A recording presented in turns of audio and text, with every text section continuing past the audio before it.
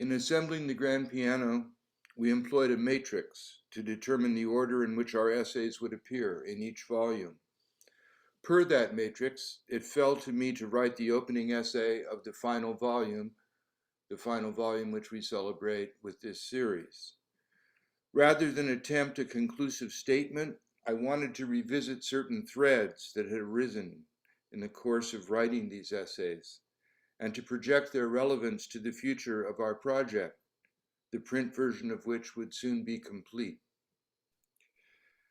10 years later, I'm interested to see how those threads hold up. One thread I'm certain holds up asserts the value of communities of practice. To be clear, a community of practice is a group of people who share a concern or a passion for something they do and learn how to do it better as they interact regularly. Thus did our experiment in collective autobiography evolve over the course of its 10 volumes. While such communities can exist in physical proximity to each other, as indeed our community did in the 70s and 80s, the members need not be co-located. Virtual communities of practice can exist when they collaborate online, as our community did when we wrote the grand piano. Lastly, I want to note the salient characteristics of such communities. 1. A community of practice is often organically created, with as many objectives as there are members. 2. Community membership is defined by the knowledge of the members as practitioners. 3. As membership changes, members may take on new roles within the community as interests and needs arise. And 4, a community of practice can exist for as long as its members believe they have something to contribute and something to gain from belonging. That said, I'd like to read my final essay, which is the first essay in volume 10. I should say that it comprises 12 mini essays in an order determined by using one of Webern's signature tone rows. I'd like to dedicate this reading to my fellow pianists from whom I learned much in the course of this ongoing project.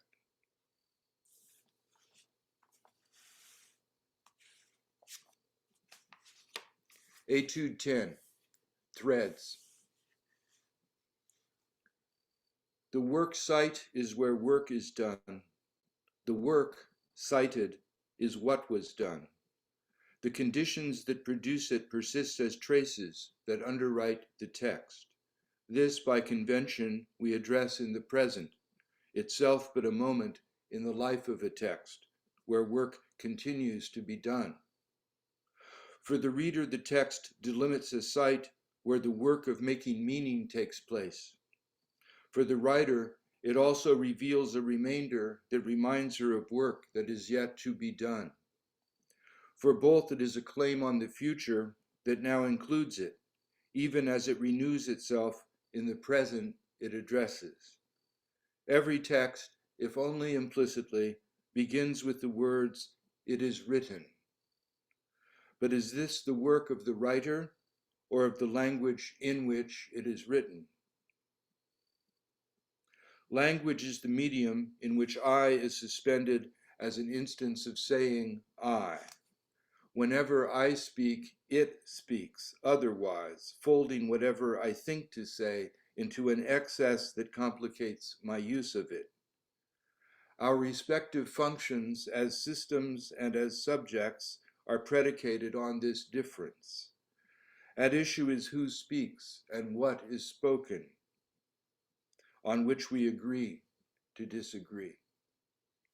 Contra Hegel, for whom disagreement marked where the subject matter ends, we can see that this disagreement marks where the subject as such begins, the one and the other, all the others, and the one as other to itself. The resulting multiplicity compounded of differences is itself a compound subject. one whose collective predicate expresses the truth of its present unfolding. That was in B natural. In B flat, the pleasure of the text is the text's pleasure in the cohabitation of languages. This pleasure leads to our pleasure as writers and to the pleasure that we hope for our readers. While legend has it that pleasure is the daughter of Eros and Psyche, the genealogy of text retraces a metaphoric chain from the words that appear on a virtual page to the threads on a loom in Attic Greece. In the logic of this durable trope, labor is the warp. Its threads, sustained under tension, bind the act and duration of production. The resulting text is the weft. Its threads, which are variable and discontinuous, make legible its material effects. In tapestry weaving, the vehicle of this metaphor, the warp threads are hidden in the finished work. The tapestry encrypts an ontological riddle. Does the text begin with the desire to write, or with the writing that makes our desire legible? In the former instance, one imagines oneself as the one who has already written. In the latter, one reads the sublation of desire in the text that it produces. These instances occur as points on a temporal, hence historical, axis, along which each next text appears as a unique response to the antecedents its emergence creates for itself. This axis, which we call tradition, reveals how the present state of writing changes as the inputs it processes change, but these changes, however radical, should not be mistaken for progress. D natural. Language speaks through us of necessity, the mother of our invention.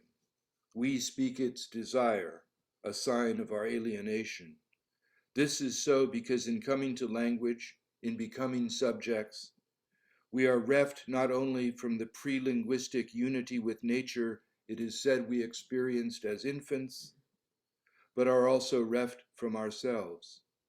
Desire in language arises with the perception there is something beyond, even as it distances itself from the decision to act on that perception. Not in all cases, nor as any last instance, but whenever that something is cited beyond what Samuel Beckett calls the plane of the feasible. Of course, that something is itself indefeasible, as are the work it enables and the works that it produces. Our work and our works are equally beset by epistemological questions, questions regarding our capacity to resist, as well as our complicity in the episteme we inhabit, and which led a community of practice to emerge from a nexus of private relations, a community whose members continue to address the problem of knowing their places. If where we are is where we have come to, the coordinates that mark our present locations were by no means fixed in advance of the routes that we have taken to get here. Nor do they mark a collective end, but only the present contingent sites of the ongoing struggle to resist closure. This, as Paul Celan insists, you must fight against from here. E flat. Here, belated, in the midst of things, we appear as variations without a theme, at home in early autumn with archaic fantasies, seeking satisfaction in a dry county where the radio doesn't work. Loved? Yes, I was coming to that, but the road here leads to the road back. May Day, 1975, a Pyrrhic victory at gray dawn. While bands played on makeshift stages, history traduced a decade and its lore. I remember visiting where I've never been. Going north was personal. At first, my mother tongue was tied. Then the ensemble of differences converged to enliven the streets we walked on. Distance was notional, recursive to our past. Now we occupy the present persistent, a timely tense out of nowhere. The politics of writing begin with the refusal to know one's place, except as a ground of contestation and critical intervention. While such refusal complicates the social spaces we inhabit, it also distinguishes language-centered writing from the now resurgent poetry of presence that preceded, informed, and led to its emergence. The improviser's rubric, when in doubt, go out, leads to multiple points of departure, points which serve to define an emplotment, but not a conventional narrative arc in which a denouement is imminent and resolves to arrested totality. Against that descent, endless and indestructible, the continuous present of practice may be figured as ceaseless weaving, Heraclitean flow. G natural. No assumption of prior knowledge about what poetry is and does can suffice to warrant, much less to legitimate, the actual decision to write it. That decision precisely entails not knowing how at the outset to proceed, even as that decision, once taken, obliges one to proceed. Though what words are that others aren't remains an open question, the conventions of genre exist to stabilize the constructive present of writing, even as we reject those generic constraints for others of our own devising. The social dimensions of those constraints, the ones we reject and the ones we devise, include the various subject positions we claim or else are presumed to occupy. These positions inflect and mediate, but do not foreclose on our practices. The challenge to unmarked subjects is to acknowledge and reject their privilege as presumptively knowing and paradigmatic subjects, albeit that rejection is itself an exercise of privilege. This entails more than rhetorical solidarity with subjects who are marked, and thereby excluded, and who demand to be known otherwise. It entails refusing the social command to know and to keep one's place, and it requires disallowing the false attributions of deviance, incapacity, or inscrutability that are used to warrant social or cultural exclusion. Where questions of identity persist beyond definitions of what one is not, so too does the work of knowing what is present to be known. F sharp. It is an odd thing, writes Oscar Wilde, but everyone who disappears is said to be seen in San Francisco. It must be a delightful city and possess all the attractions of the next world. Hardly paradise, but it was the city in which we arrived, through which we flowed, and from which we dispersed. I think of the grand piano years as having occupied the lapse between thunder and lightning, the svaha, Allen calls it in State Lounge. A moment, not a movement, in Ron's phrase, in a rich history of moments. The lightning afforded glimpses of possibility against an anomic backdrop, and the thunder, louder than any noise we might have made, announced that the forces of reaction were gathering to rain on everyone's parade. Separation was the founding gesture in its final stages of decay. You can test this against the vexed history of claimants to such gestures. Where is the body led to Who's asking? Which led a poetics of resistant subjectivity to hazard the world's wild glare. Was it possible, I wondered, to walk the wire that stretched between the ruins of everyday life?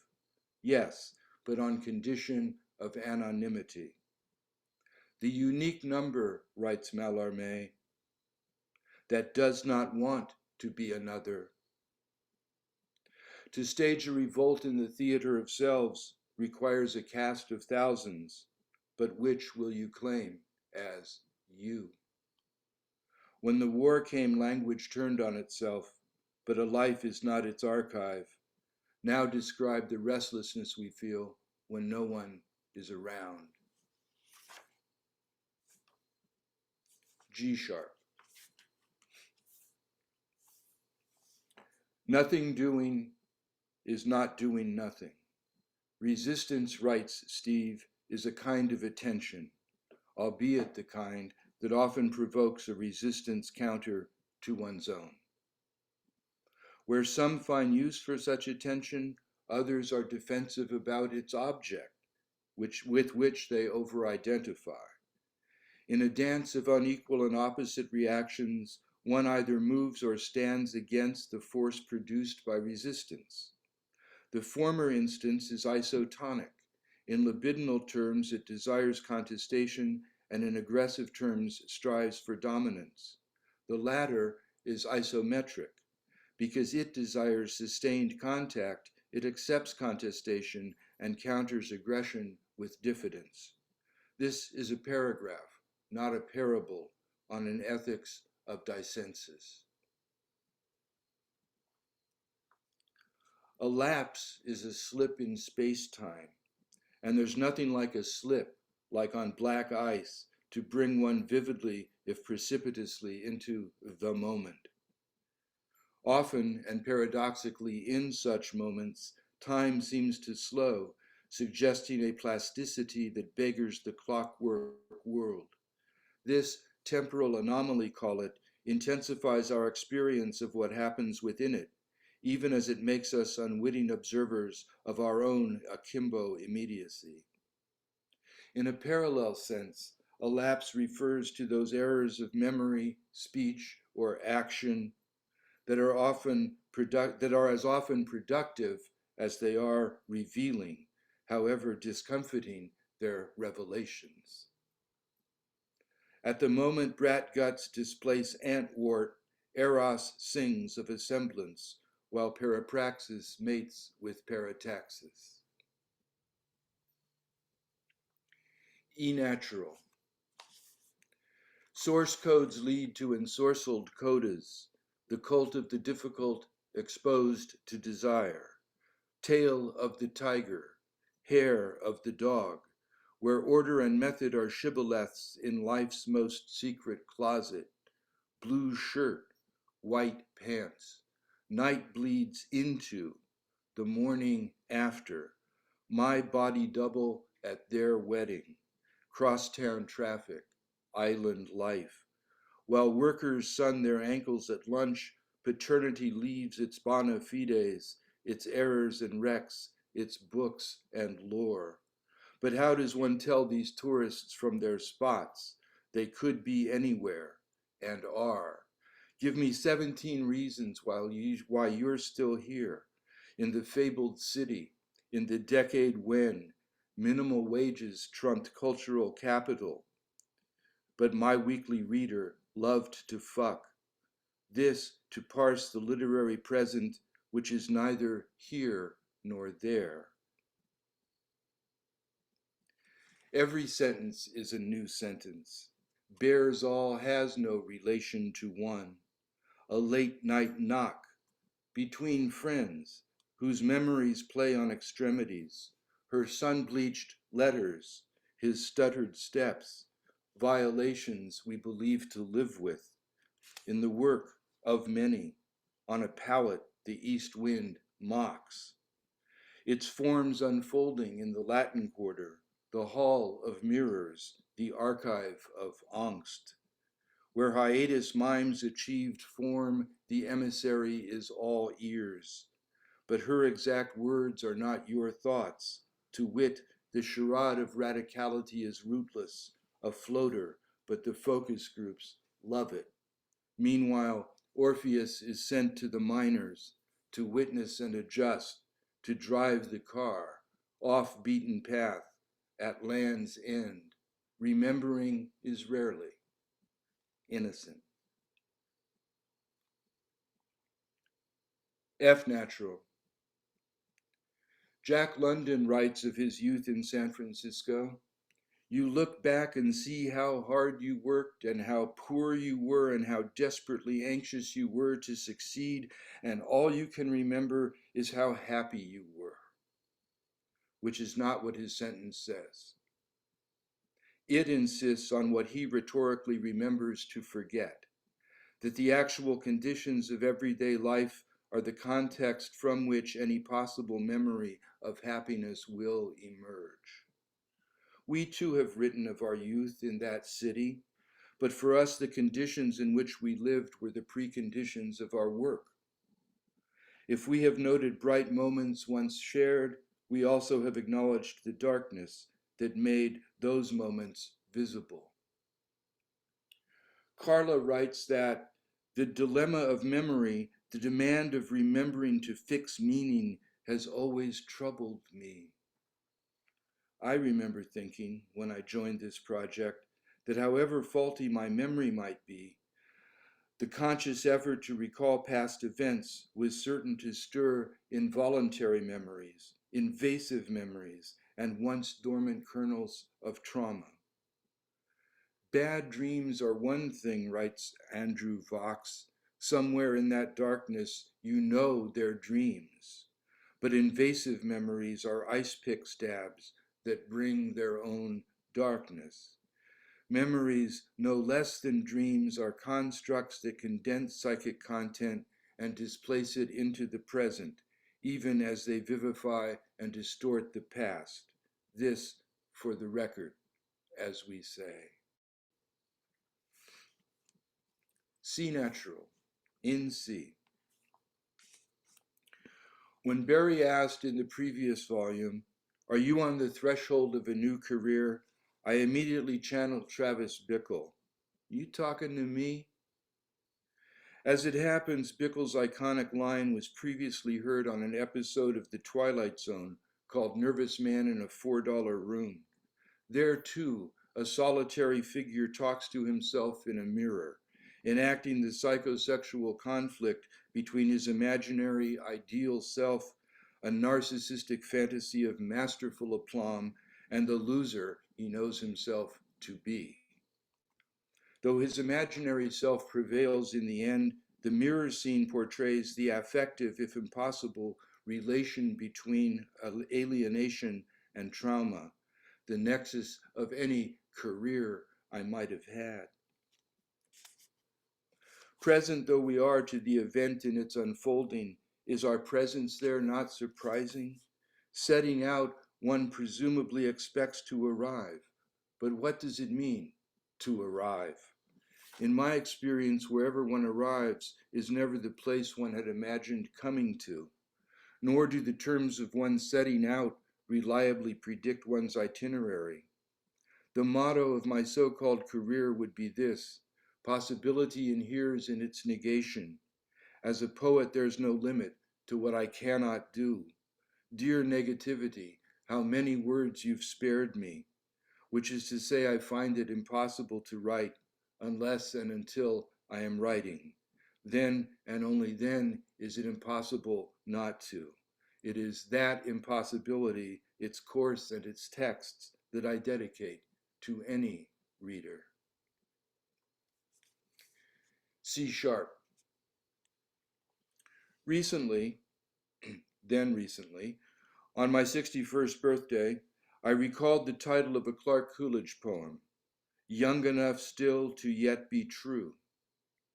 Something in the adverbs' semantic ambiguities and the subtle syncopation with which they are stressed spoke to me as I reflected on what Lynn has called the fears that time purveys. The central image in Clark's poem is of snow that has accumulated, mounded time, and is melting, visible, going. While this might be taken to eulogize the present or presence of the poem, the final stanza makes it clear that its mood is not resigned. Still around and nothing doing, you can't put it back into motion, lacking poem that, in its stillest drops, never stops. Rhythmic changes transport time, emblems of my desire, making me subject over time to forces that seek to author pleasures I once could barely imagine. Have I then abjured a linkage most lyrical to become a historical footnote? But no, what happens is not by analogy. An afterthought may be a furthering of thought. Poetry and eros deflect death even as they embrace it, to produce knowledge, to adduce meaning, to tell in telling what is told. An erotic picaresque that predates our youth, though it is only later, when something is missing, that we resume our flight from irony. Not now, but well in advance of the present whose incentives to be here beckon. Such is the space, since time is short, determined by the elsewheres we inhabit. A natural. Bar time tells the future perfect progressive, ensuring that by the time service stops, we will have been enjoying another round. So too, by the time this text appears, we will have been working on other projects, begun before, overlapping with, deferred by, independent of, or contingent upon this one, even as the productive life of this project continues to include what its readers make of it, take from it, and do with it. Futurity is more than duration. There is work being done to be done. As well, in being done yet not, this project is an index not only of the places and times that frame it, but also in its myriad detours of those that led to it and those to which it has led. A chronotope is the formal array of temporal and spatial elements on which a narrative is based. Hence, this project may be read as a chronotope, not as a monument to a community, but as the dynamic of a community. In its endless weaving of past experiences, present practices, and a future, even now unfolding, in which I imagine a latter-day Penelope unraveling by night the many threads that have here been woven together. Not in fidelity to an errant mate, nor to stave off a primal horde of suitors, nor yet to deny out of presentist pique that history being made remains to be made, but rather for the pleasure she takes in the text that by morning she weaves once again. Thank you. Thank you. Over to you, Steve.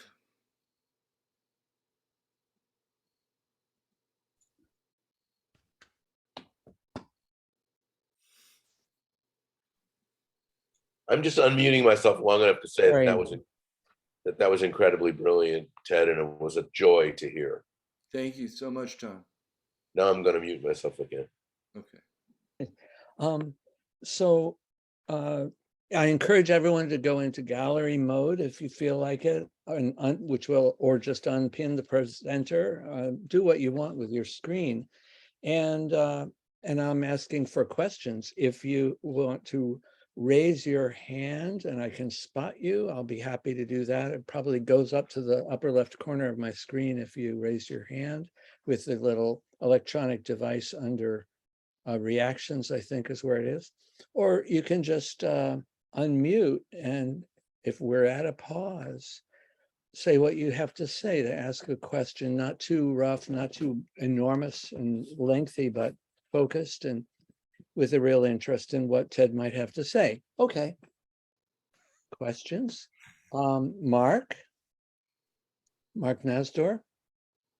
Where's Mark? Yeah, greeting temporarily in New York a couple of days. Hey, Mark. It was amazing to hear it out loud. I had seen Steve's presentation, and I don't know all 10, but I have at least 5 or 6 of the books, and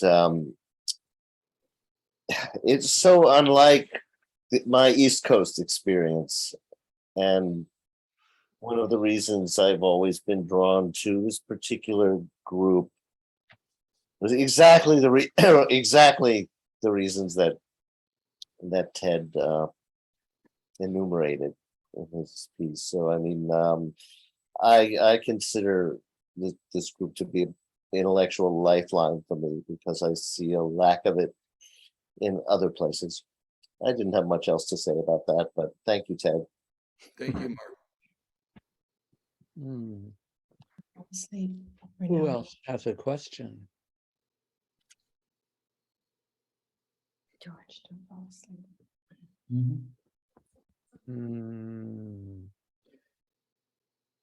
Kathleen, you're unmuted. Are you trying to ask a question? No. Okay. Alan Golding has one. Oh, good. Oh, good. Alan, please Yeah, ask. Ted, could you talk a little bit about the use of the musical organization in that piece, the flat, natural, etc. What work that's doing in the piece? It's simply organizing the 12 mini essays. So I had 12 of them sort of numbered 1 through 12, or C through C, with the flats and sharps in between. And then I found a tone row that I especially identify with Webern, and used that to rearrange the order of the little essays into the big essay. Okay, That's as fancy as it got. Okay. Thanks. But thanks for asking.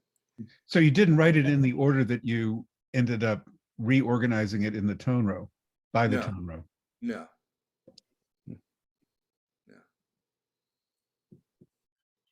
Lynn? We don't hear you yet. Yeah, that's because I haven't unmuted yet, but now I think I have. I was interested in the metaphor that appears early on, maybe in the first, and then again in the 12th of the mini essays, which is the metaphor of the tapestry. And in the 12th, the last one, you name Penelope. And I see the tapestry metaphor as in some ways representing what you call most felicitously a community of practice, and one in which there's weaving, there's the warp is hidden, there are things unfolding, etc. But I'm particularly interested, or at the moment, because of asking this question, I'm interested in the Penelope figure and the negativity that is instantiated or enacted in her nocturnal unweaving of the tapestry, and then that re-emerges as the reweaving of, weaving again. So there's a kind of negativity or positivity, or a negative space that invites the positive space, that invites or requires the negative space, etc. So I wonder if you could just talk about sorry, Steve, you're laughing. Is that really a bad question? No, it's beautiful. Okay. It's great. Sure. First of all, weaving is just about the oldest metaphor we have for textuality. Right. So that's always on my mind, back of my mind. Penelope, of course, was unweaving because when she finished, she had agreed to select one of the suitors as her replacement for Odysseus. But there's the negativity for me comes in is like, is this guy ever going to show up? On the one hand, she's keeping the faith, and on the other, it's got to be getting old. So when she comes, when she gets to do her own work, she in effect reweaves the work that she's been given to do, and makes her own work out of it. And that's sort of the hope is that we've left enough threads in the 10 volumes dangling that there's plenty to pick up on, plenty to pursue, plenty to rework and rethink and revisit and rewrite for anyone who might care to do so. Not just us. Thanks. Does that? Yeah, I mean, one could, you and I could sit and have a drink and talk about it forever, but I was just thinking for a that. long time. Yeah, but that'll do for now. Thank you. Thank you. Bob Perlman, you have a question? Yeah. I just was, hi. I was just thinking about the tone row, and I don't know if this was Ted's idea, but I'm going to propose this, and Ted, you're welcome to claim it as a sort of, post idea. But there you are with the last essay in book 10. So you've got you've got this sort of double narrative whammy going in a piece that's sort of celebrating writing that for the most part is thought of itself as non-narrative. So a tone row is a very non-narrative, non-cadential artifact. It doesn't go da da da dum boom boom. It's just not that at all. So in a way, it's a kind of a shield against narrative closure that you were faced with. Yes, it was, and the tone row was an arbitrary but simple enough device to work against any narrative that might have been lurking in my first draft. Now here's one last, not really a question, but you're probably not prepared to sing that for us, are you? No, I'm not. I'm sorry. I wish I had bells, then we could hear them. Okay, all right. Yeah, I'm gonna mute myself again. Is your piano handy? It's not within, it's a couple rooms away. Okay. Yeah. All right. I'm gonna mute. Bye. Bye. Beautiful. Any more short questions? We have a little time. I want to make a comment here. Yeah. Which is that this writing that Ted completed in the grand piano then led to a tremendous outpouring of lyric poetry in the next decade. 10 books, maybe? Would you say, Ted, something like that? 14, actually. 14 books, 14 collections. And when I returned to this and read it, I read this as a kind of instruction manual for the ways in which that lyric poetry was going to unfold, but at a meta level. So I talk about a machine made of words. It was kind of like a machine that was like setting up for this production line of lyric, that was going to happen over a 10-year period. And I think reading the two together really works, actually. I mean, there's a lot of describing of things, of placement and displacement, particularly, or at another moment, parataxis and parapraxis. That was a really great. If you wanted to put your finger on like how the lyric work is being generated, it's at this kind of edge between parataxis and parapraxis, and so the slippage of parapraxis always destabilizes, always makes asymmetrical, always makes off balance that which is going to get coordinated, by the parataxis. And I see you thinking this through. So That's my comment. I mean, the relation of this work to the lyric that's going to come, I think is pretty direct. Yeah, I think so too. And in fact, I'm grateful on two counts to having participated in the writing of the grand piano, because the discipline of having to produce essays regularly over a 5-year span, within the context of a community of practice, led me to want to include prose poetry in my repertoire, which I had never done. And so once the grand piano was finished, I started writing lyrical prose poetry, lyrical in a sense. There's measure, there's rhyme, there are other, idioms. I think your prose actually is accentual verse, Yeah. Without line breaks. Yeah. But it's accentual, and it has the same cadences that you see in your your lined poetry.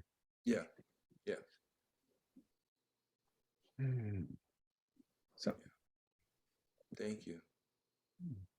Anybody else?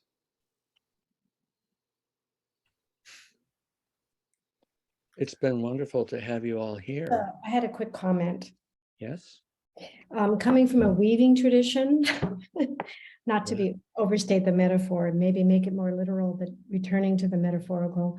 I've worked over a number of years with Navajo weavers, and one of the things they would tell me over and over again is that they always left a space in the weaving, no matter how wide the weft and how long the work. I would ask further questions. Well, what do you mean by mistakes?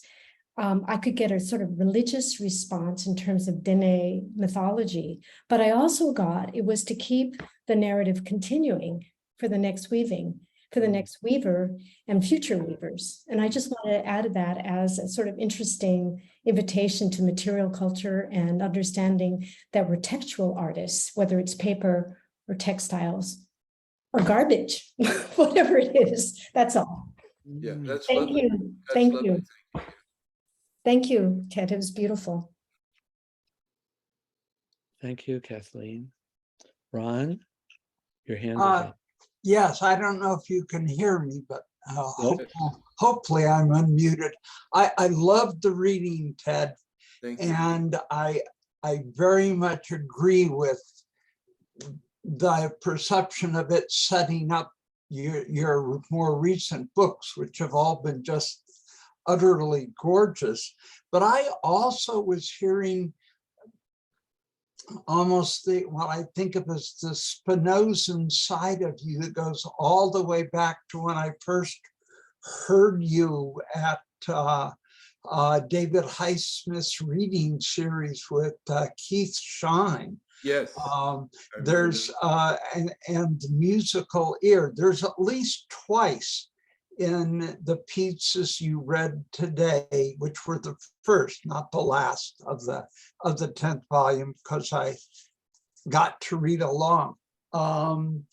That reminded me enormously of some of the prose of Richard Brautigan, which I would never have thought or associated with you, except that I can hear the syncopation in a couple of those sentences. And so now I have to go back and reread you with that in mind, which is a different reading than I've had of your work over the years. So, it was a wonderful event. And it's really interesting to think of this particular text sort of as a hinge text, I think is what Barry was saying, sort of balancing between, Ted Pearson, 1965 at San Francisco State or wherever you were that year, and where you are in 2022, and the fact that you have transformed dramatically while completely being yourself, and that's a great pleasure to see. Thank you, Ron. Appreciate it. Much appreciated. Okay. Okay. So, Thank you all. thank you. Excellent visit.